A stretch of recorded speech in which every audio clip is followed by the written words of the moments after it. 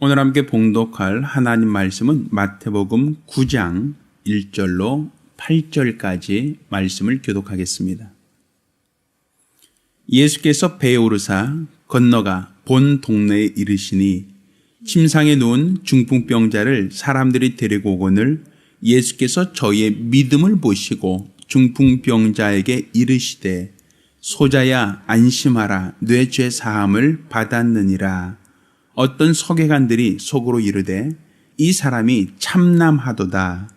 예수께서 그 생각을 아시고 가라사대 너희가 어찌하여 마음에 악한 생각을 하느냐. 내 죄사함을 받았느니라 하는 말과 일어나 걸어가라 하는 말 어느 것이 쉽겠느냐. 그러나 인자가 세상에서 죄를 사하는 권세가 있는 줄을 너희로 알게 하려 하노라 하시고 중풍병자에게 말씀하시되 일어나 내 침상을 가지고 집으로 가라 하시니 그가 일어나 집으로 돌아가거늘 무리가 보고 두려워하며 이런 권세를 사람에게 주신 하나님께 영광을 돌리니라. 아멘. 예수님께서는 죄를 사하시는 또 죄를 사할 수 있는 권세를 가지신 분이십니다. 그러니까 우리가 어떤 죄를 범했다라고 할 때 그 범법한 죄를 우리가 사하여 줄 만한 자격이나 그런 권리를 갖고 있다라고 말할 수는 없습니다. 이는 우리가 세상에서도 이 사람이 죄가 있느냐 없느냐라고 판단하는 것은 우리들의 몫이 아니기 때문입니다. 지금 우리나라는 얼마 전 우리나라 대통령을 탄핵을 하고 또 그 탄핵된 대통령에 대해서 재판을 하고 있습니다. 그 사람이 혐의가 있는지 없는지 사람들은 광장에 모여서 그 사람에게 죄가 있다라고 얘기하고 그 사람을 대통령 측에서 탄핵을 시켰습니다. 그렇지만 그 탄핵시키는 그 과정을 보면 결국 사람들이 모여서 데모를 했기 때문에 대통령직을 내려온 게 아니라 판사가 그것도 대법원 판사들이 이 사람의 죄가 있는가 없는가라는 것을 판단하고 대통령직을 면하게 한 것과 또 더불어서 지금도 재판 중에 있는 모든 사건들은 사람들에 따라서는 그는 죄 없다라고 그렇게 주장하는 사람도 있고 또 어떤 일부에서는 그는 죄가 있다, 국정농단에 죄가 있다라고 하여 주장하는 사람이 있습니다. 한 사람을 가지고 한쪽에선 죄 있다라고 하고 한쪽에서는 죄 없으니까 풀어달라고 이렇게 주장을 한단 말입니다. 사람에 따라서 보는 관점에 따라서 이 사람은 선의의 피해자로 볼 수도 있고 또 한편에서는 죄인으로 볼 수도 있다는 겁니다. 똑같은 법원 내에서도 검찰에서는 그 사람을 죄 있다라고 볼 것이고 변호사들은 이 사람은 죄가 없습니다라고 하는 관점에서 그 사람을 변호할 겁니다. 그때 누가 이 사람이 죄가 있다 혹은 없다라는 것을 판단합니까? 결국 판사의 역할이라는 얘기입니다. 판사는 무엇에 기초하여 이 사람이 죄 있다 혹은 죄 없다라는 것을 판단합니까? 결국 법률에 기초하는 것이죠. 내 생각에 이 사람이 죄 없는 것 같다. 내 생각에는 이 사람이 억울한 것 같다. 이렇게 판단할 수 있는 그 근거도 내 양심이 아니고 내 생각이 아니고 내 판단이 아니라 바로 그들은 법률에 기초해서 죄 있다, 없다라고 판단하는 겁니다. 마찬가지로 죄 있다 혹은 없다라는 것을 판단할 수 있는 것은 재판관, 고유한 역할인 것처럼 바로 우리 이 모든 인생들을 바라보시면서 우리 인생들이 죄 있다 혹은 죄 없다라고 판단할 수 있는 분도 우리 하나님이시라는 것을 알아야 됩니다. 그러니까 우리 하나님이 그가 의로우신 재판관으로서 모든 사람들, 모든 인생들이 죄 있다 혹은 죄 없다라고 하는 것을 판단할 수 있는 유일한 분이십니다. 그러니까 지금 우리가 하나님을 알고 하나님을 믿습니다라고 우리 믿음으로 고백을 하는데, 우리가 지금 알고 우리가 지금 믿고 있는 이 믿음은 하나님만이 죄 없으신 의로우신 분이시다라는 것을, 그것을 알고 그것을 믿고 그것을 시인하는 것, 이게 바로 우리의 믿음이고 우리의 신앙입니다. 자, 이렇게 우리 하나님만이 죄 없으신 분이시다라는 것이 우리의 믿음이다라고 할 때에, 오늘 본문을 보면 중풍병자가 사람들의 손에 이끌려 예수께 왔습니다.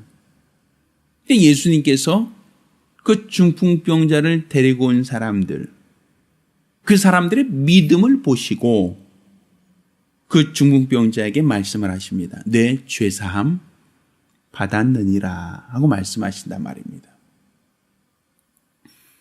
지금 이 논리, 우리가 생각할 때, 아니, 아픈 사람이 왔으면 그 사람이 원하는 것은 뭐 때문에 왔습니까?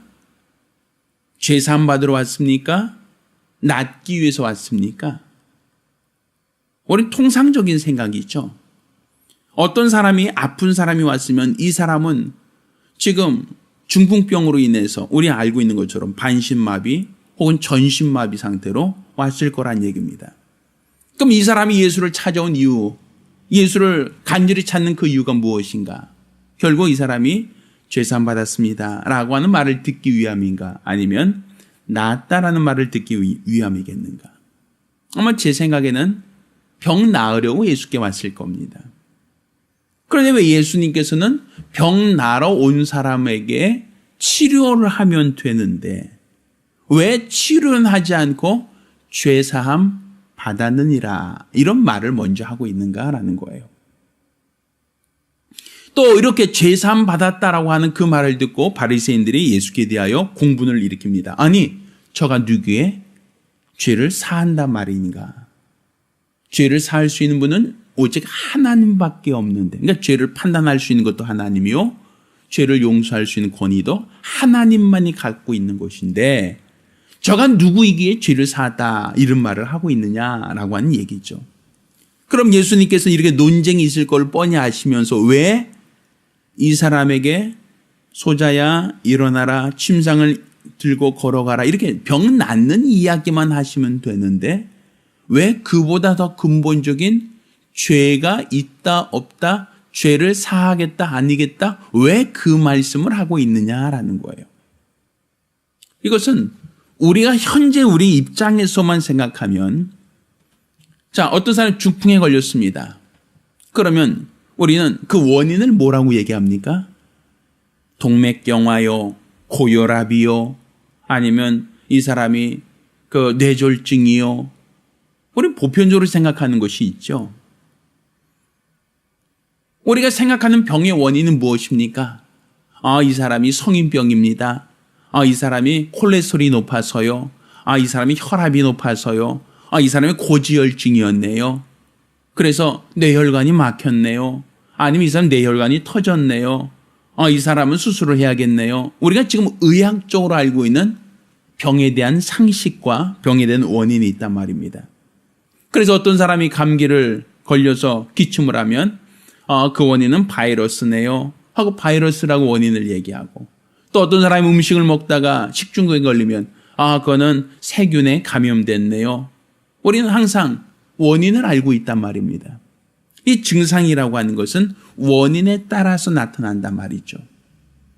그런데 의학적인 증상으로 얘기한다면 중풍병이라는 것은 성인병 혹은 혈압이나 뇌졸중이나 아니면 동맥경화나 이런 여러 가지 복합적인 요인 때문에 발생할 수 있다, 이렇게 우리는 알고 있잖아요. 그런데 이스라엘 사람들은 그렇게 생각하지 않았습니다. 이스라엘 사람들은 똑같이 먹는데 어떤 사람은 중풍에 걸리고 어떤 사람은 멀쩡하단 말입니다. 똑같이 음식을 먹고 똑같은 쌍둥이 중에서 어떤 사람은 이렇게 발병을 하고 어떤 사람은 멀쩡하다는 얘기죠. 왜 이 사람은 똑같은 쌍둥이가 한 사람은 중풍에 걸리고 한 사람은 멀쩡한가? 쌍둥이라면 똑같은 날 똑같이 태어났으니까 똑같이 아프고 똑같이 해야 되는데 왜 차이가 있을까? 결국 그 원인을 죄라고 본 겁니다. 죄가 있기 때문에 기근이 왔고, 죄가 있기 때문에 전쟁이 일어났고, 죄가 있기 때문에 질병이 생겼다라고 보는 겁니다. 그러니까 이스라엘 사람들은 모든 병의 원인을 어디에 본다고요? 세균이나 바이러스나 아니면 성인병, 고혈압 여기서 온다고 생각하지 않았어요. 다 뭐 때문에? 죄 때문에 온다라고 했어요. 그러니까 우리가 드러난 병은 증상이고 그 증상이 있게 된 원인이 무엇이냐라고 할 때 그 원인을 무엇이다? 죄라고 봤단 말입니다. 그러니까 이 죄가 있는 한 죄 때문에 중풍이 발병되는 것이고, 죄가 있기 때문에 그 죄로 인하여 전쟁이 생기는 것이고, 죄가 있으니까 그 죄로 인하여 기근이 생기는 것이고, 그러니까 죄 때문이다라고 보는 거예요. 그것도 그럴 것이 저 사람 아담이 범죄하기 이전에는 에덴 동산에서 아무것도 부족함이 없고 살았는데 범죄한 이후부터 그에게는 고난이 오기 시작하고, 범죄한 이후부터는 땅이 저주를 받기 시작하고, 범죄한 이후부터는 땅이 소산을 내지 않고 땀을 흘려야 되고, 범죄한 이후부터는 형이 동생을 미워하여 살인하게 되고, 그렇게 죄 때문에 형제 간에 다툼이 생겼고, 죄 때문에 땅이 저주를 받았고, 죄 때문에 고난을 당한다라고 봤단 말입니다. 그러니까 영적인 원인은 다 무엇 때문이다? 죄 때문이다라고 보신 거예요. 그러니 중풍병자에게 너 중풍병을 치료받아라 라고 한다는 것은 나타난 증상을 치료하는 겁니다.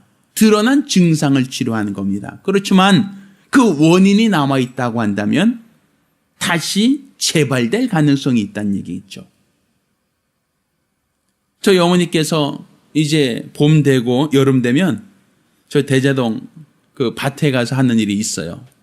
무엇이냐면 이 엉덩방이 의자 있어요. 그냥 밭에 철썩 앉을 수 있는 의자 있어요. 거기 앉으시면 그 뜨거운 햇살에 하는 게 있어요. 뭐죠? 잡초 뽑는 거 있어요. 근데 우리 아버님께서는 그냥 눈에 이렇게 올라온 순만 툭툭툭툭 뽑으라고 이제 얘기해요. 또 이렇게 그게 빠르니까. 또 우리 어머니께서는 앉으시면 그 자리에서 꿈쩍도 안 해요. 뭐 하죠? 뿌리를 캐내려고 해요. 뿌리를. 잡초의 뿌리를 캐내야 다시는 안 나온다고 거기서 앉아서 뿌리만 열심히 캐내려고 그래요. 그 이유는 뿌리가 있으면 다시 거기서는 반드시 싹이 올라온다는 것이거든요. 그러니까 겉으로만 이게 그냥 우리가 툭툭툭 쳐내면 일이 빠르고 쉬운데, 또 눈에도 잡초 다 깨끗이 쳤네 라고 할 수 있을 터인데, 그런데 뿌리가 남아 있으면 여전히 계속 새롭게 올라온다는 것이거든요. 그러니 뿌리로부터 제거돼야만 다시는 거기서 잡초가 생기지 않는다라는 그런 생각을 하시는 것 같습니다. 그러니까 원인을 제거해야 된다는 것이죠. 예수님께서 이 중풍병자를 보시고 뇌 죄사함 받았느니라 라고 말하는 것은 결국 그 병을 유발했던 영적인 원인, 죄, 그 병을 발병케 했던 영적인 원인, 그 죄의 문제부터 해결하려고 한 겁니다. 다시는 재발하지 말라는 것이죠. 다시는 그 병으로 다시는 고통당하지 말라는 것이죠. 그러니까 눈에 보이는 증상만이 아니라 그 증상을 유발케 했던 원인, 그 원인부터 주님은 치료하기를 원하셨다는 얘기입니다. 그러니까 우리가 성경의 관점으로 보았을 때 우리 인생들이 사는데 여러 가지 문제가 있고 어려움이 있고 연약함이 있습니다. 그런데 이 모든 연약함의 원인이 무엇인가? 우리가 사는 데 있어서 어려움을 당하고 힘들고 괴로움을 당하는 그 원인이 무엇인가? 성경은 이 모든 원인을 죄라고 보고 있는 겁니다. 마치 우리가 감기에 걸려서 콜록콜록하고 기침할 때 그 기침하게 된 그 원인이 무엇이냐 할 때 눈에 보이지 않지만 아주 미세한 바이러스 때문에 감기에 걸렸다라고 얘기하지 않습니까? 그 바이러스는 우리 육안으로 보이지 않습니다. 현미경에 의해서만 볼 수 있는 것입니다. 마찬가지죠. 죄라는 것도 우리 눈에 보이지 않습니다. 오직 성경이라고 하는 안경을 통해서만 우리 죄의 문제가 보이고 확인될 수 있는 겁니다.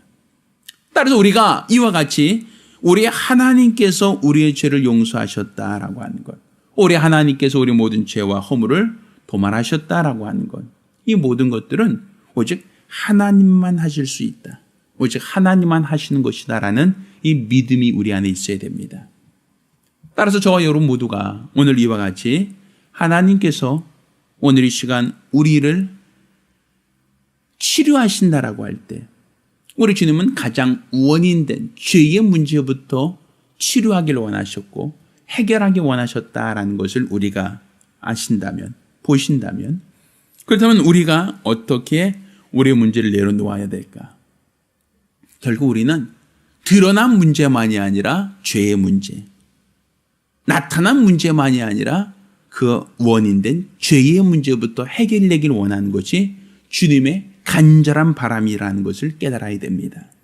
따라서 우리가 기도하실 때 오늘 이 시간 우리가 살면서 어려움 당하는 이 모든 문제의 원인, 곧 죄의 문제, 이 문제부터 우리가 자유하기 원합니다. 평안하기 원합니다. 이로써 우리가 세상에서 지고하는 이 모든 고난과 아픔과 수고와 슬픔을 능히 이겨내기를 원하오니 역사하여 주시옵소서. 간절히 사모하며 한 목소리로 기도합니다.